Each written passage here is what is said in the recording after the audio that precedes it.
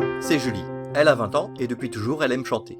Au collège et au lycée, elle s'inscrivait dans tous les cours de chant et elle participait à toutes les productions musicales organisées dans son établissement. Tout le monde lui disait qu'elle était très douée. Il y a une semaine, elle a passé un casting pour une grande boîte de production. Ils ont adoré sa performance et elle a été choisie pour interpréter le rôle principal dans une grosse production d'un film musical qui sera projeté dans toute la France. C'est le rêve de sa vie. Le tournage s'organise. Elle passe maintenant sa vie entourée d'artistes célèbres et talentueux. Elle est très suivie sur les réseaux sociaux et les journalistes se pressent pour avoir ses interviews. Un jour qu'elle répète avec des amis, elle reçoit une montagne de notifications. Quelqu'un a ressorti un de ses anciens posts sur les réseaux sociaux. C'était il y a 6 ou 7 ans. Elle était au collège et avait un super groupe d'amis. Il y avait Agathe, Lucie, Caroline et Julie. Comme il y avait 2 Julie dans le groupe et que l'autre Julie était un peu forte, elle l'appelait Julie la grosse. Elles avaient créé des comptes sur les réseaux sociaux où elles passaient leur temps à se moquer les unes des autres, comme ça, pour s'amuser. Ce soir-là, elle avait posté « Super soirée avec mes copines, Julie la grosse a encore mangé toute la pizza », avec le tag « Staying grosse ». Ça les avait tellement fait marrer. Cela ne fait visiblement pas marrer la personne qui a retrouvé le post. Intéressant ce que l'on trouve dans les anciens posts de Julie. Belle leçon de tolérance. Un autre internaute reprend. Entre ses cours de chant et ses sessions de maquillage, Julie n'a sans doute jamais eu le temps d'apprendre ce qu'était l'empathie. Tout le monde crie à l'humiliation et à la grossophobie. Julie essaie de calmer le jeu en expliquant qu'elles étaient amies, mais rien n'y fait. Si l'amitié pour toi c'est de se moquer de l'apparence physique de tes amis, s'il te plaît, ne sois jamais mon ami. Elle se retrouve prise dans une tourmente de messages haineux et de menaces.